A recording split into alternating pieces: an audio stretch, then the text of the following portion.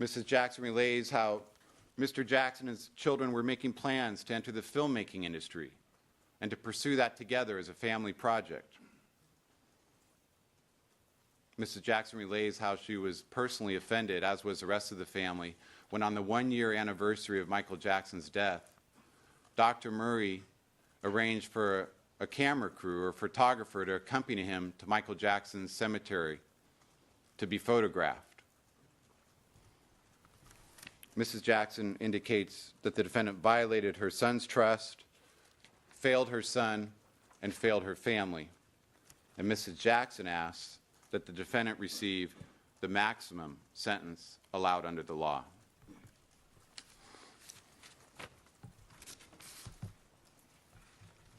Your Honor, the people join Mrs. Jackson in asking for the maximum sentence.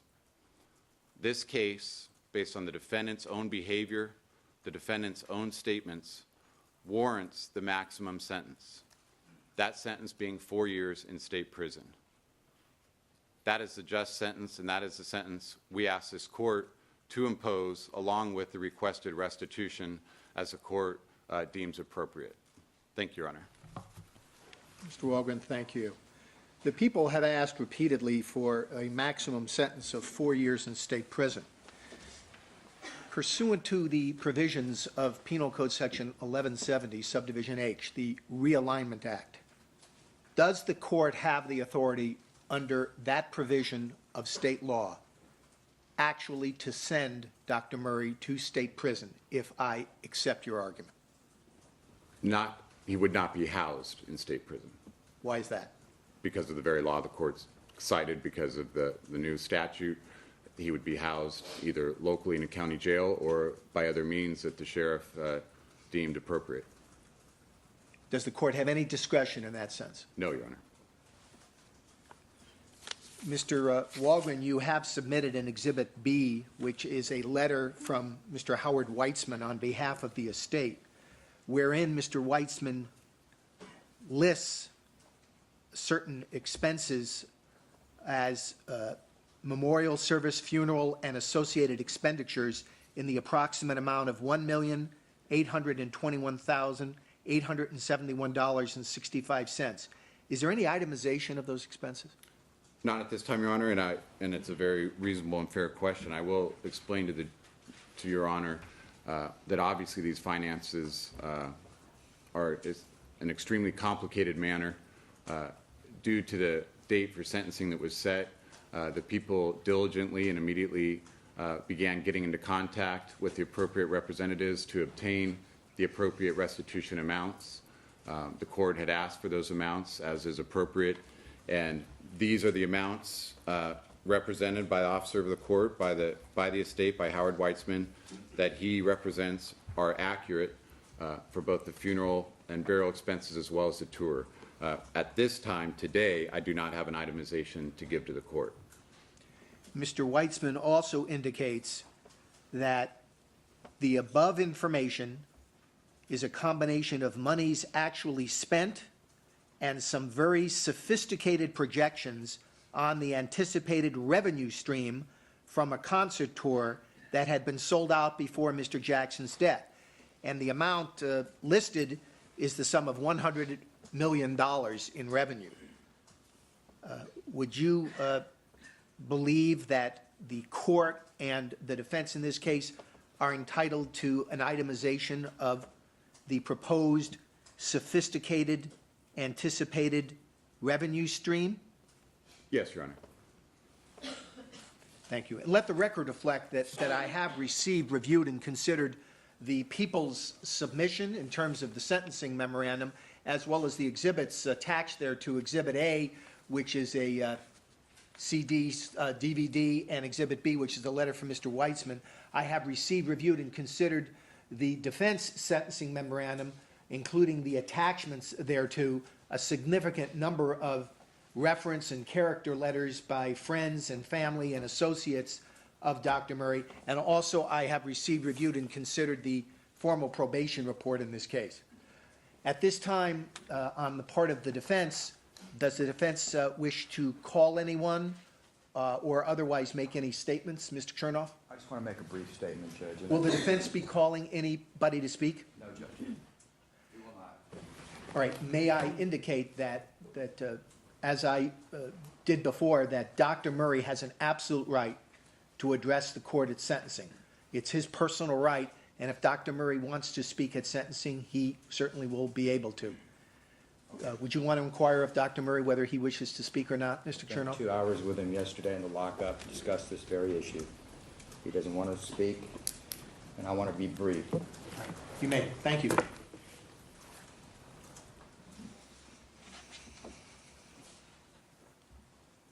Judge, as you noted, we presented a 45-page sentencing memorandum. It was as complete as it could be. Attached to that were 35 letters of recommendation, reference, support from Dr. Murray's families, friends, patients. That was about as complete as we can get as well. We do not disagree with the prosecution that this is a tragedy, and what we lost with Michael Jackson and what his children lost certainly demands punishment. I do wonder, though, to what extent the court considers the entirety of a man's book of life as opposed to just one chapter. The 2 months that Dr. Murray was treating Michael Jackson, he did so regrettably. He shouldn't have done it. But when we talk about vulnerability, we're going to be honest about vulnerability. Michael Jackson was a drug seeker, and he sought it out from Dr. Murray, who was wrong in providing it. He sought it out from other doctors. He was a powerful, famous, wealthy individual with lawyers and security and staff and advisors. Maybe he was vulnerable. Maybe you agree with the prosecution. But what about before those 2 months? What about Dr. Murray's life before those 2 months? Before he was convinced or was decided based on suggestions or however you want to portray it to give Michael Jackson propofol? What about that life? I'm going to assume that His Honor believes that this is a case that demands incarceration. I make that assumption because of things that have been said and done.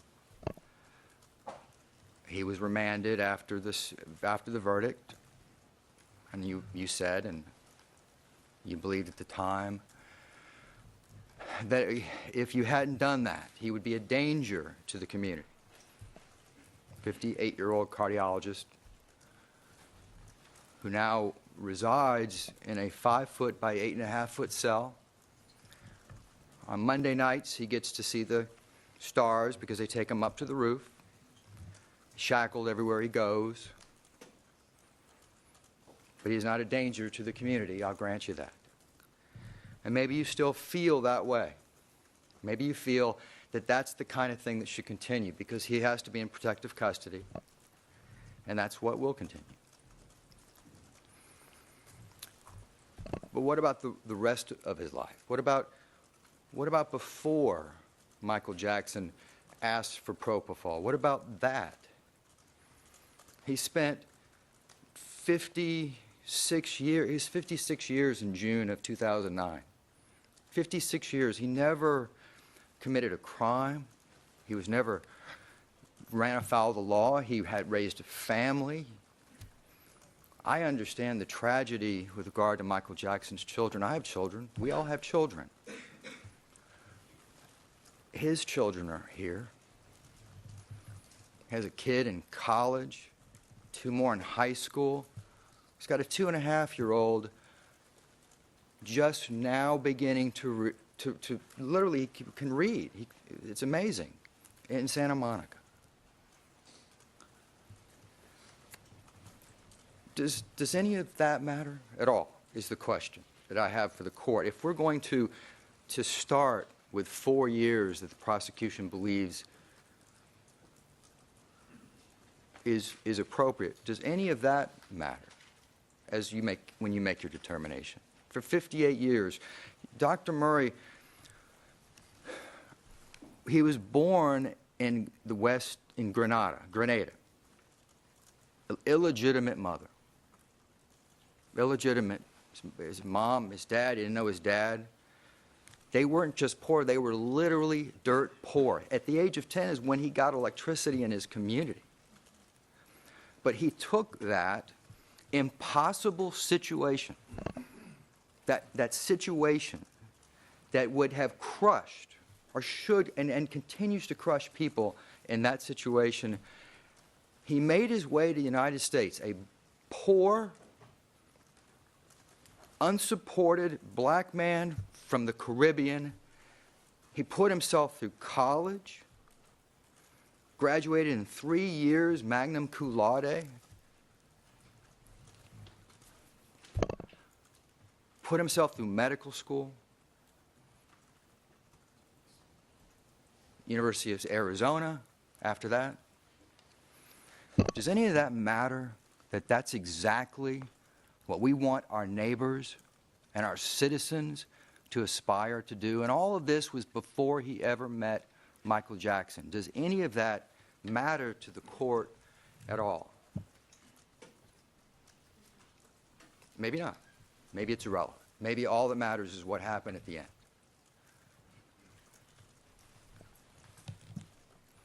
The court is aware of what Dr. Murray did. For 14 years, he prepared his life as a doctor. All he is a doctor. Now, that's gone. It's his fault.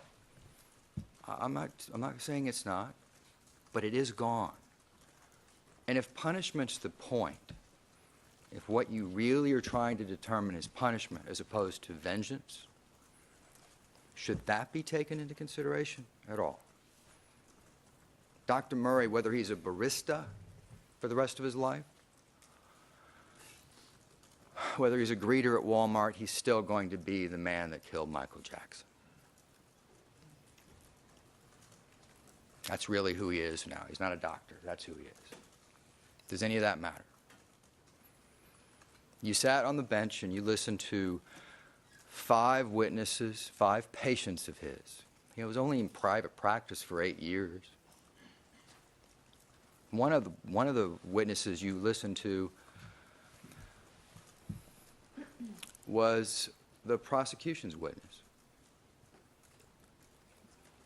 They all told you that Dr. Murray had a positive, important impact on the quality of their life. 2 of them stated straight out they wouldn't be alive without him. 2 of them. Does any of that matter when you start at the top? Does any of that matter? Do you consider any of that? You heard from Ruby Mosley during the trial. You saw these letters that were provided. Dr. Murray, during these 8 years, despite trying to develop and build a practice, successful practice, gave back to communities that couldn't afford his services. He traveled to the Caribbean, training doctors on use of interventional cardiology, brought supplies to them that they couldn't afford. He opened up a clinic in Houston, Texas, my hometown, the poorest section of Houston, Texas. You didn't make any money at that. And you heard what Ruby Mosley said about that. Does any of that matter, is the question I have. Does any of that matter in your determination? That's the question I have. I think it should. I think it should matter what Dr. Murray has done in his life. I think it should matter. I think it should matter to everybody, frankly.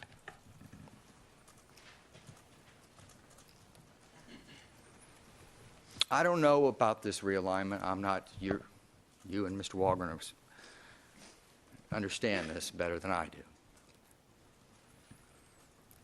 But I can tell you that putting him in a prison room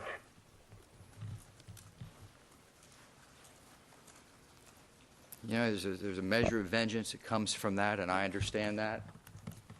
But when the glow of vengeance has faded, he's still someone else's problem. And Dr. Murray can do things. Things on probation. He can do things for the community on probation that he could never do sitting in that little room. And I don't know what the point of punishment is, what you think it is, but I think it's what's best for the community. I think that's what needs to be looked at. And I don't see how prison would do that.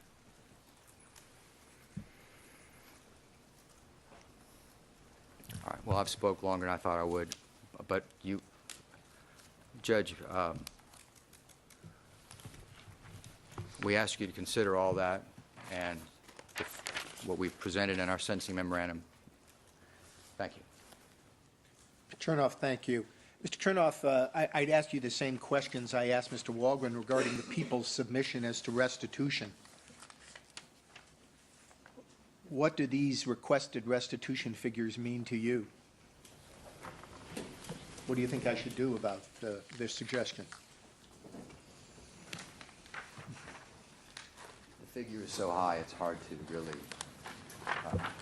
to know what to tell you about that.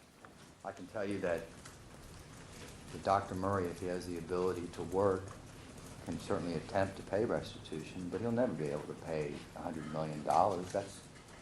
That's not even, that's so far ahead of any possibility it doesn't make, there's no way to address that. Mr. Gorgian has just provided something, Mr. Chernoff. I'll give you a moment.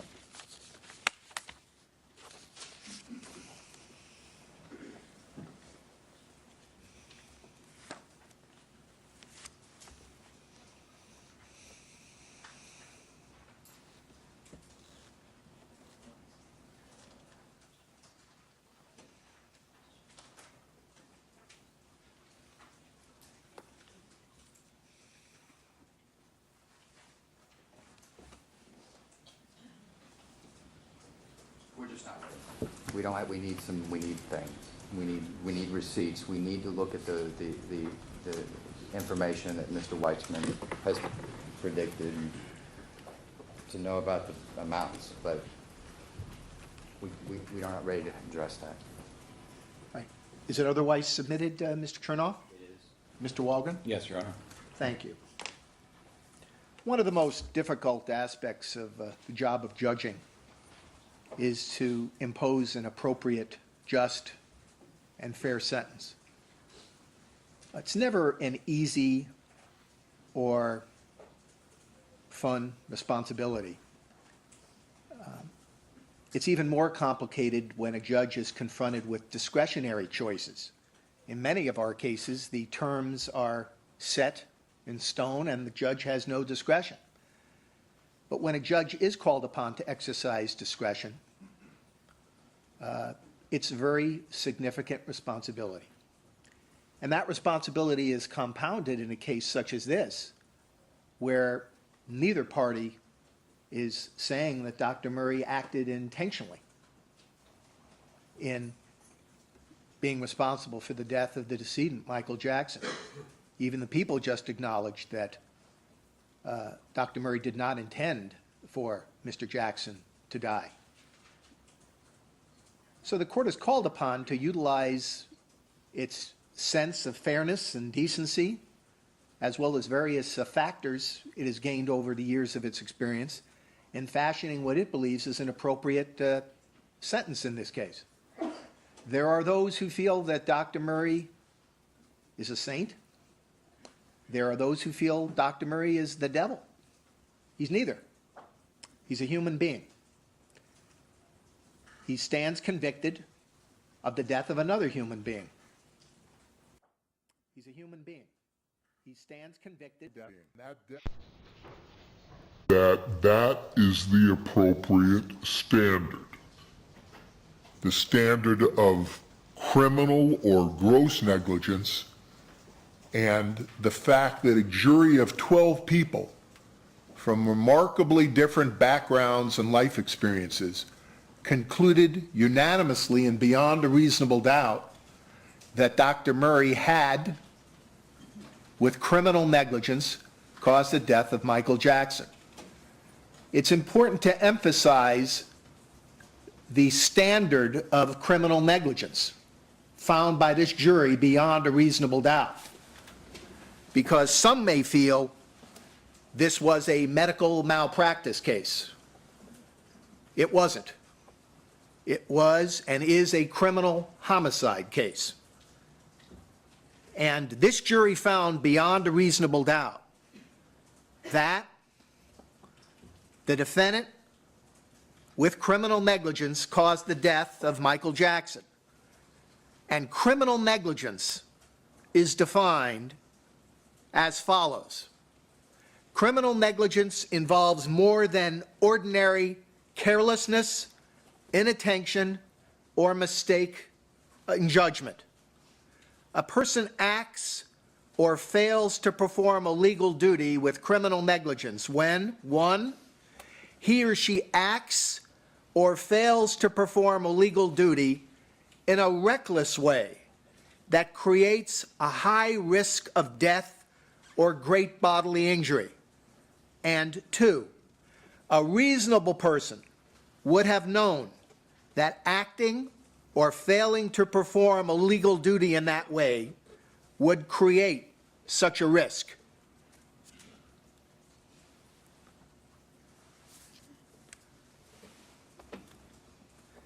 A person acts with criminal negligence when the way he or she acts is so different from the way an ordinarily careful person would act in the same situation that his or her act amounts to disregard for human life or indifference to the consequences of that act. It's important to remember and focus on those terms and not to treat them cavalierly, as some might, by saying, oh, well, it just happened. And, oh, well, if it weren't for Dr. Murray, someone else may have been involved.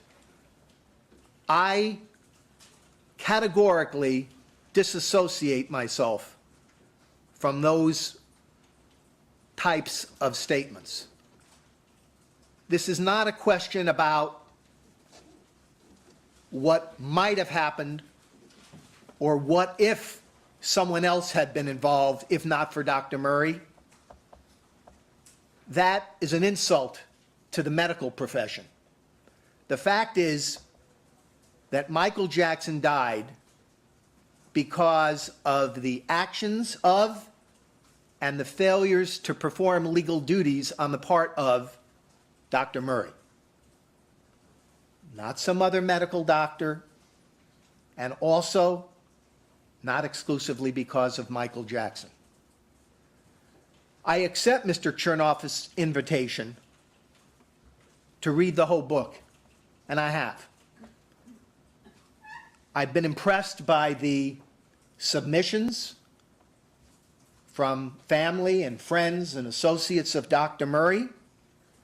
It is a book of Dr. Murray's life, but I've also read the book of Michael Jackson's life, not isolated chapters from either.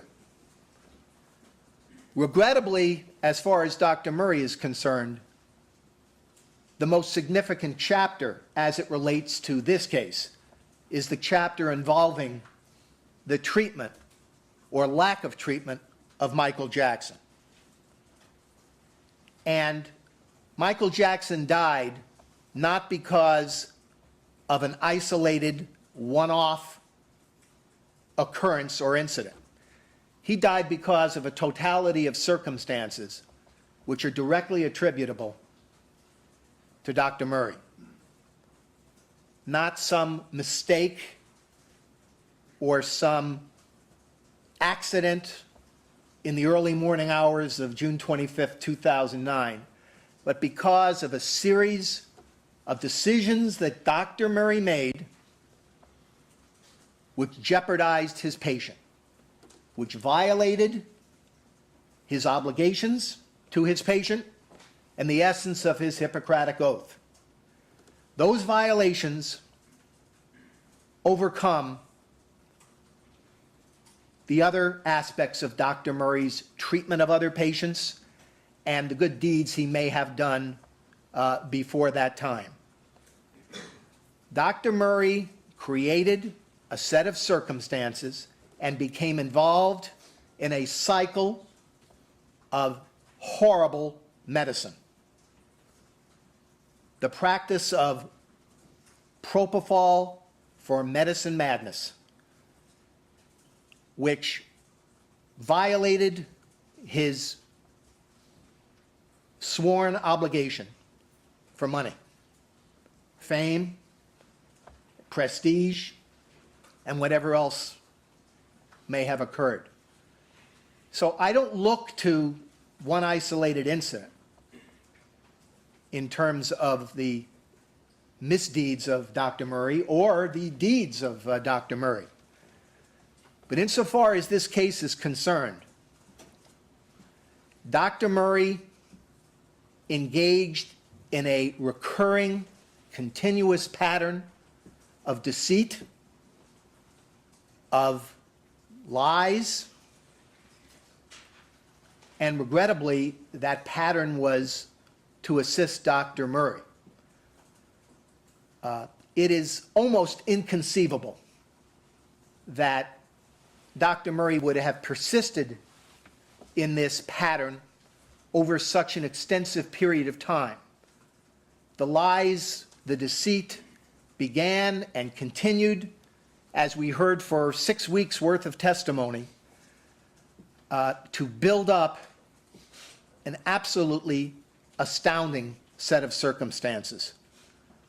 The lies from the inception of his medical relationship at the Holmby Hills residence in terms of ordering propofol in staggering quantities, unprecedented quantities. The lies to the pharmacy and to the pharmacist, the sophisticated, intentional deception in that regard, the lies and repeated deception to those associated with Mr. Jackson, whether it be members of the staff and also members of the production team, AEG, and Mr. Jackson's personal and professional associates. The continuing series of lies to Michael Jackson's security and staff personnel at a critical point in time.